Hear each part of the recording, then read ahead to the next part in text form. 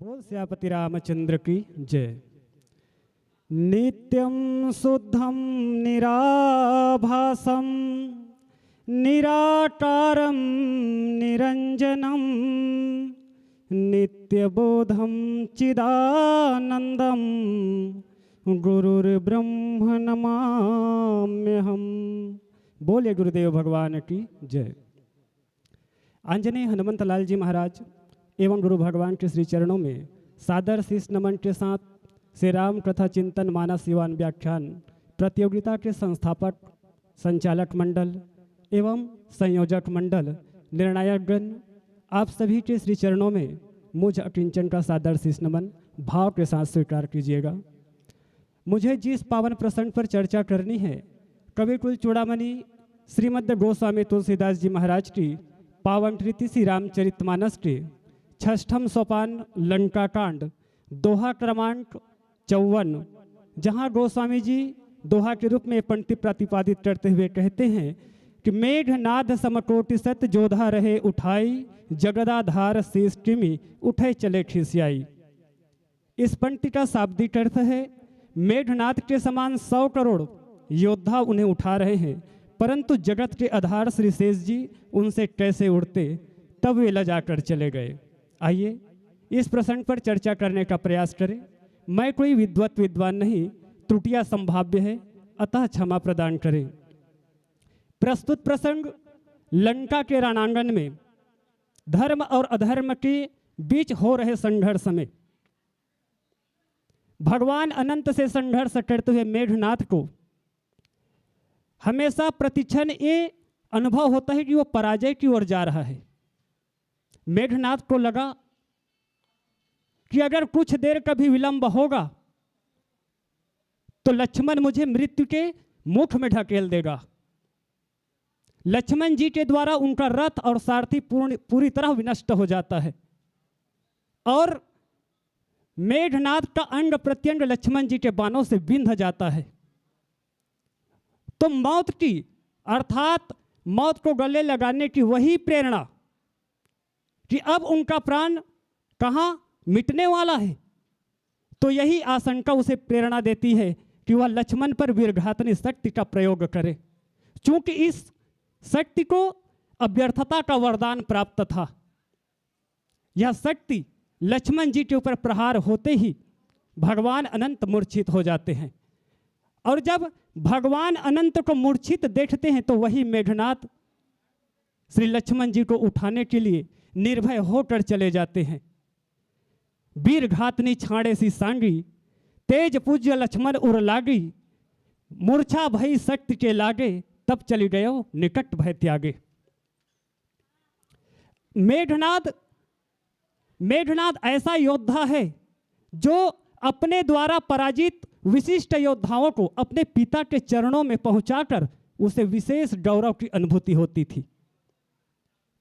मेघनाथ को लगा कि लक्ष्मण मूर्छित है और लक्ष्मण के रूप में यह उपहार पिता को देने के लिए इससे बढ़कर और उपयुक्त उपहार नहीं हो सकता।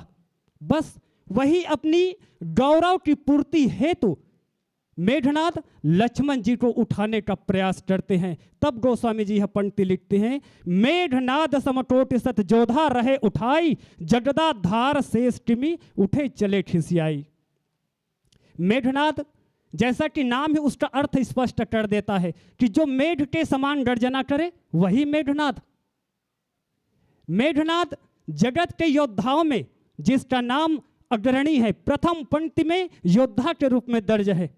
वारिदनाद जेठ सुत तासु भट मह प्रथम लीट जगजासु। रावण का यह ज्येष्ठ पुत्र मेघनाद, जिसके लिए कहा जाता है कि यह इंद्र को भी जीतने वाला अतुलनीय योद्धा है। चला इंद्रजित अतुलित जोधा। आज वही मेघनाद अपनी समग्र क्षमताओं के द्वारा श्री अनंत को उठाने का प्रयास करता है, लेकिन पसीने पसीने हो जाने के बाद भी उसे केवल निराशा ही हाथ लगती है। मेघनाद अपनी ही नहीं, अपनी उन समस्त अपने ही समान समकोटि अर्थात अपने ही समान उन करोड़ों करोड़ों योद्धाओं की दुर्गति को देख रहा था, जो सब मिलकर भी श्री लक्ष्मण जी के शरीर को उठाने में असफल हो गए। मेघनाद इस रहस्य को नहीं समझ सके, किंतु भक्त कवि की दृष्टि से यह रहस्य छिपा नहीं रहा और उन्होंने श्री लक्ष्मण जी का परिचय 2 शब्दों में जगदाधार शेष कहकर दे देते हैं। जगदाधार अर्थात जो जगत का आधार है, लक्ष्मण जी जगत के आधार है।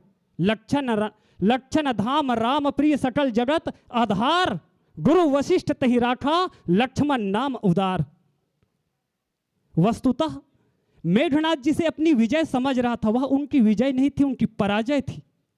लक्ष्मण जी जीवों के परमाचार्य है और वे विविध माध्यमों से जीवों को सत्य से साक्षात्कार कराने का प्रयास करते हैं। यह मूर्छा भी उपदेश देने की ही एक प्रणाली थी।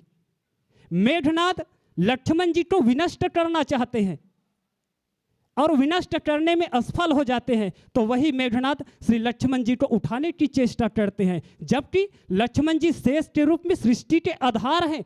शेष सहस्र शीस जग कारण, जो अवतरे भूमि भय तारन।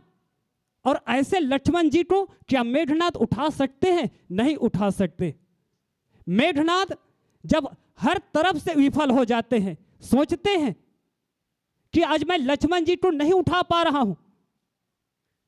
तुलसीदास जी महाराज कहते हैं कि लक्ष्मण शेष के रूप में इस सृष्टि के आधार हैं।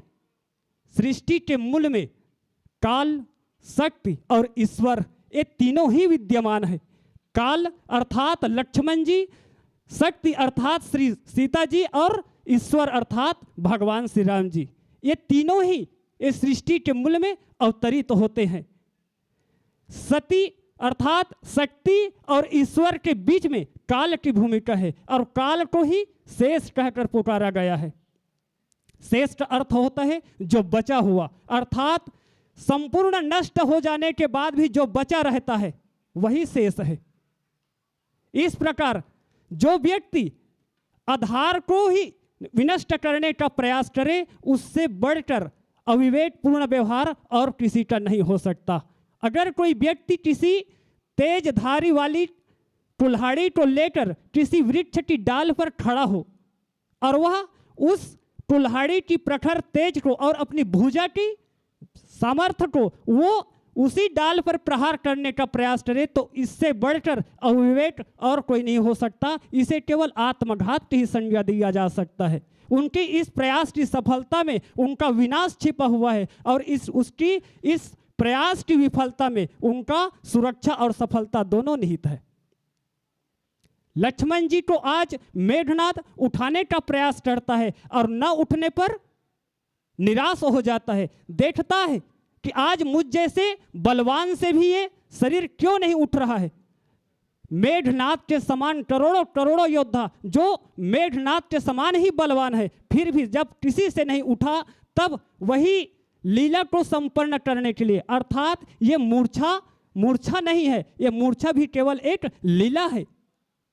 क्योंकि जब हनुमंत लाल जी महाराज के द्वारा अनंत भगवान को उठाकर ले जाना और मेघनाद के द्वारा न उठना, जब अनंत भगवान को जब हनुमंत लाल जी महाराज अपने हाथों से, अपने गोदी से आसानी से उठा लेते हैं, वहां पर मेघनाद विस्मय पूर्वक देखता रह जाता है। क्योंकि मैंने जिसे उठाना चाहा आज मैं उठा नहीं सका, लेकिन हनुमंत लाल जी उठा लिए। इसका रहस्य भी यही है कि यह मूर्छा नहीं है, तत्वतः लक्ष्मण जी जीवों के परमाचार्य है और उसी के अनुसार आज मेघनाद को भी उनकी दृष्टि को आधार की ओर आकृष्ट करने के लिए ही यह मूर्छा की लीला संपन्न की गई थी।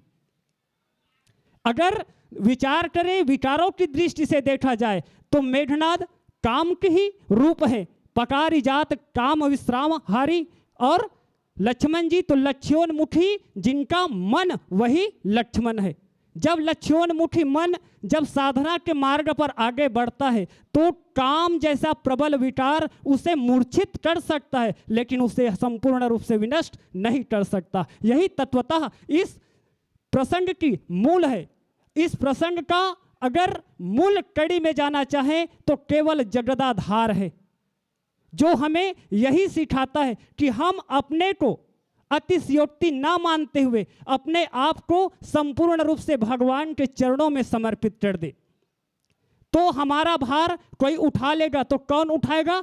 वैराग्य जब मूर्छित होता है तो प्रबल वैराग्य दारुण प्रभंजन। हनुमंत लाल जी महाराज जैसे प्रबल वैराग्य आज अपने आप को भगवान श्री लक्ष्मण जी के स्नेह और प्रबल भावना के अनुरूप लक्ष्मण जी को उठाने में सामर्थ्य हो जाते हैं, लेकिन मेघनाथ उस लक्ष्मण जी के शरीर को उठाने में असफल हो जाते हैं। यही इस कथा का रहस्य है कि व्यक्ति जहाँ जिस पृथ्वी पर स्थित है उसे क्या दिखेगा? आधार के रूप में पृथ्वी को ही देखेगा। लेकिन इस पृथ्वी का भी आधार कौन है? इस पृथ्वी का आधार जो ना दिखने वाला आधार, वही हमारे जो पुराण है, पुराणों ने उसे शेष कहकर स्मरण किया है। मेघनाथ देश में स्थित रहकर कहाँ उस आधार को ही उठाना चाहता है, अर्थात लक्ष्मण रूपी काल को ही संपूर्ण रूप से विनष्ट करना चाहता है, उठाना चाहता है। यही मेघनाथ की अविवेकता की पराकाष्ठा है।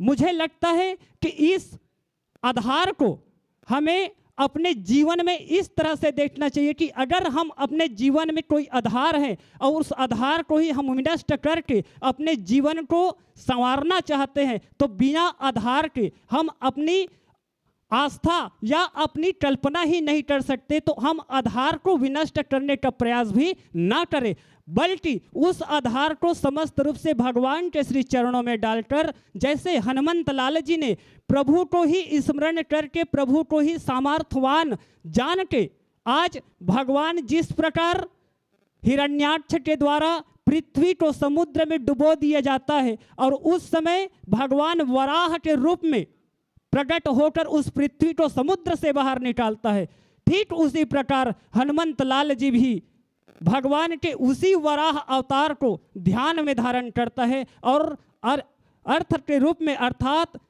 भगवान अनंत को अपने गोदी में उठाने में वह सामर्थ्य हासिल करता है। बोल सियापति रामचंद्र की जय।